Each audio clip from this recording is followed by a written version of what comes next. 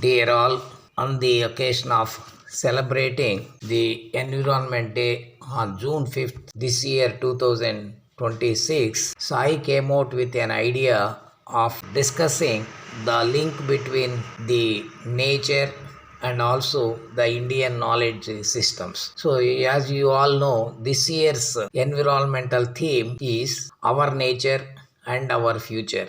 So, in that context, so how nature has been interpreted by the Indian knowledge systems and especially the Upanishads, I wanted to bring to your notice. As you are all aware, Upanishads are the epitome of Indian knowledge systems, and these Upanishads have a different and very interesting explanation as to what is the nature. So, here, if we can take, there are three important Upanishads that speak about the nature and its explanation. So, among them, the first very important is the Taittiriya Upanishad, which defined that nature consisted of five elements. They are Akasha, also called space or ether, Vayu, called air, Agni or Tejas, also called fire, Apas or Jala, also called water, and the fifth one is Prithvi, that is the earth. So, among these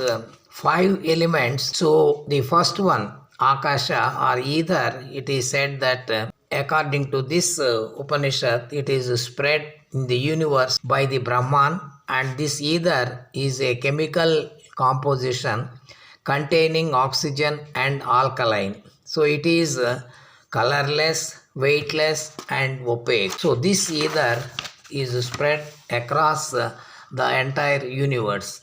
And very interestingly, Taittiriya Upanishads portrays the continuum of these five elements, and it explains that the combination or the interconnection among these five elements has given birth to the life on this planet. And we can see how it is happening. It says, from space emerged air, and from air emerged fire, from fire emerged water, from water emerged the earth. Therefore, earth arose and from all these elements, and therefore life is formed on the earth with the integration of these five elements. And still more interesting aspect of this Upanishad is that these elements return to their respective places when an individual dies. And as we feel, the life is formed with the combination or integration of these five elements when the individual or any living organism is going to die, and the five elements return to their original places. That is in fact the beauty of this Upanishad.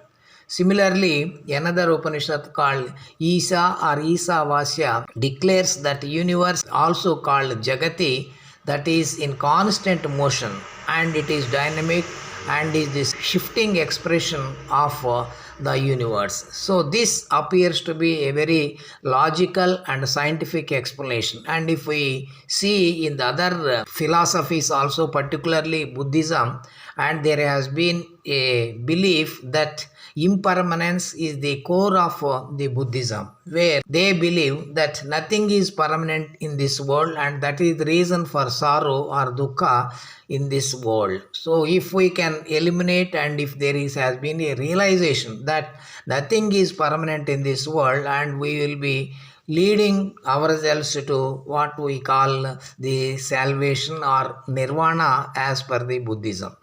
And coming to the Upanishads again, so Chandogya Upanishad, the third among the series, also has some explanation as to the nature of the universe, and particularly what are the elements that are consisting of in the nature. It also feels that there are five elements as described above, which are fundamental constituting the nature.